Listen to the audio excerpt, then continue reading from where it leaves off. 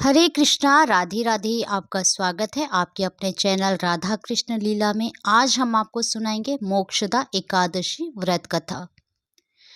धर्मराज युधिष्ठिर कहने लगे कि हे भगवान, मैंने मार्गशीर्ष कृष्ण एकादशी अर्थात उत्पन्ना एकादशी का सविस्तार वर्णन सुना। अब आप कृपया करके मुझे मार्गशीर्ष माह के शुक्ल पक्ष की एकादशी के विषय में बतलाइए।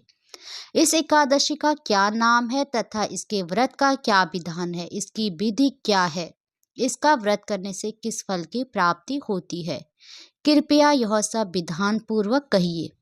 भगवान श्री कृष्ण बोले, मार्गशीर्ष माह के शुक्ल पक्ष में आने वाली इस एकादशी को मोक्षदा एकादशी कहा जाता है।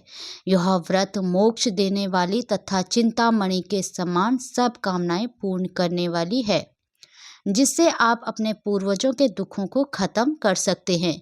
इसका महत्म्य मैं तुमसे कहता हूँ, ध्यान पूर्वक सुनो। गोकुल नाम के नगर में बैखानस नामक राजा राज्य करता था।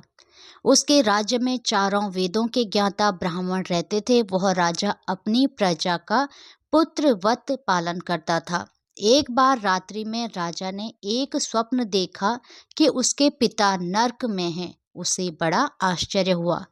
प्रातः वह विद्वान ब्राह्मणों के पास गया और अपना स्वप्न सुनाया। कहा, मैंने अपने पिता को नरक में कष्ट उठाते देखा है। उन्होंने मुझसे कहा है कि पुत्र, मैं नरक में पड़ा हूँ, यहाँ से तुम मुझे मुक्त कराओ। जब से मैंने ये वचन सुने हैं तब से मैं बहुत बेचैन हूँ। चित्त में बड़ी अशांति हो रही है। मुझे इस राज्य, धन, पुत्र, स्त्री, हाथी, घोड़े आदि में कुछ भी सुख प्रतीत नहीं होता। क्या करूँ? राजा ने कहा, हे ब्राह्मण देवताओं, इस दुख के कारण मेरा सारा शरीर जल रहा है। अब आप कृपया करके कोई तप, दान, व्रत आदि ऐसा उपाय बताइए जिससे मेरे पिता को मुक्ति मिल जाए। उस पुत्र का जीवन व्यर्थ है जो अपने माता पिता का उद्धार ना कर सके। एक उत्तम पुत्र जो अपने माता पिता तथा पूर्वजों का उद्धार करता है, वह 1000 मूर्ख पुत्रों से अच्छा है। जैसे एक चंद्रमा सारे जगत में प्रकाश कर देता है, परंतु हजारों तारे नहीं कर सकते। ब्राह्मणों ने कहा, हे राजन, यहाँ पास ही भूत, भविष्य, वर्तमान के ज्ञाता पर्वत ऋषि का आश्रम है। आपकी समस्या का हल वे जरूर करेंगे। ऐसा सुनकर राजा मुनि के आश्रम पर गया। उस आश्रम में अनेक शांत चित्त योगी और मुनि तपस्या कर रहे थे। उसी जगह पर पर्वत मुनि बैठे थे।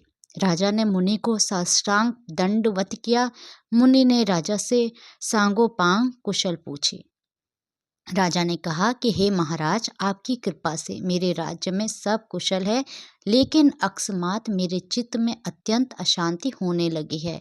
ऐसा सुनकर पर्वत मुनि ने आंखें बंद की और भूत विचारने लगे। फिर बोले, हे राजन, मैंने योग के बल से तुम्हारे पिता के कुकर्मों को जान लिया है।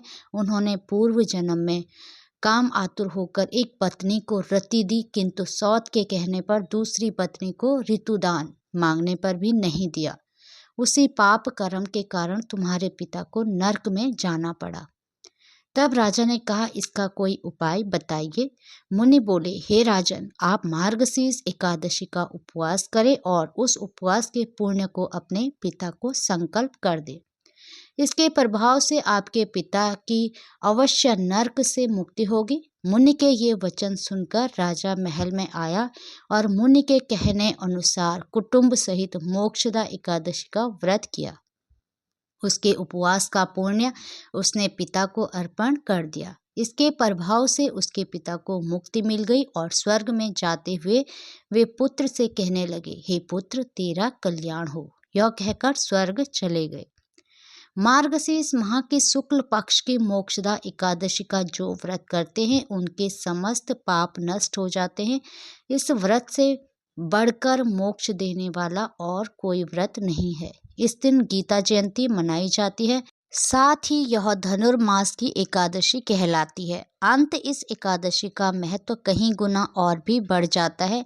इस दिन से गीता पाठ का अनुष्ठान प्रारंभ करें तथा प्रतिदिन थोड़ी देर गीता अवश्य पढ़े। हरे कृष्णा, राधे राधे। भगवान श्री कृष्ण और राधा रानी की कृपा आप सभी भक्तों पर हमेशा बनी रहे। जय श्री राधे।